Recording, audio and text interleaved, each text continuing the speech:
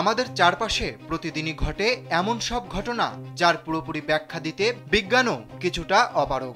কখনো প্রাচীন সভ্যতার অজানা নিদর্শন, আবার কখনো প্রকৃতির অদ্ভুত আচরণ কিংবা মহাকাশ থেকে ভেসে আসা অচেনা সংকেত। রহস্যের ভান্ডার যেন প্রতিটি মহাদেশ, সমুদ্র আর আকাশ জুড়েই লুকিয়ে আছে, অপেক্ষা করছে নতুন অনুসন্ধানীর কাছে উন্মোচিত হওয়ার।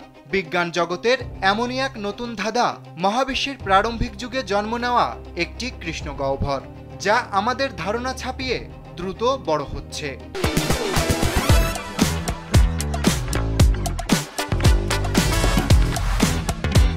নাসার চন্দ্র এক্স-রে অবজারভেটর সহ একাধিক যন্ত্রপাতি দিয়ে এই কোয়াসারটি শনাক্ত করা হয়।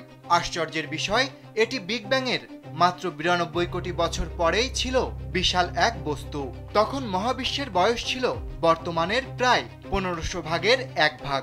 জানা গেছে এর ভর প্রায় 100 কোটি গুণ সূর্য, কিংবা এটি প্রতি বছর 300 থেকে 3000 সূর্যের সমপরিমাণ পদার্থ গিলে নিচ্ছে।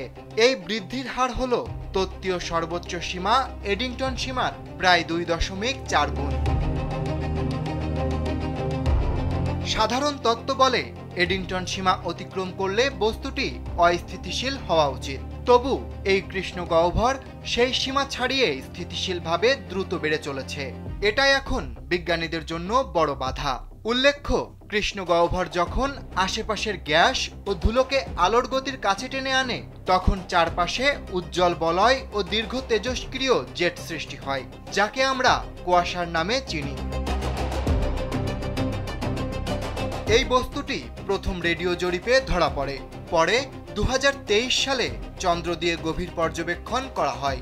ডেটা বিশ্লেষণে গবেষকরা বলছেন, সম্ভবত এর জন্ম হয়েছে সাধারণ নক্ষত্র পতনের মাধ্যমে, যেখানে প্রাথমিক বীজ ভর ছিল প্রায় 100 সূর্য বা তার কম, অর্থাৎ কোনো অস্বাভাবিক বিগ শিট ছাড়া। এ ধরনের কৃষ্ণগহ্বর নিয়ে আরও গবেষণা চালানো হলে বিজ্ঞানীরা মহাবিশ্বের প্রথম কৃষ্ণগহ্বরগুলোর জন্ম ও বিকাশ সম্পর্কিত অনেক প্রশ্নের উত্তর খুঁজে পেতে পারেন। বিশেষ করে এত অল্প সময়ে এত বিশাল কৃষ্ণগহ্বর কিভাবে তৈরি হলো।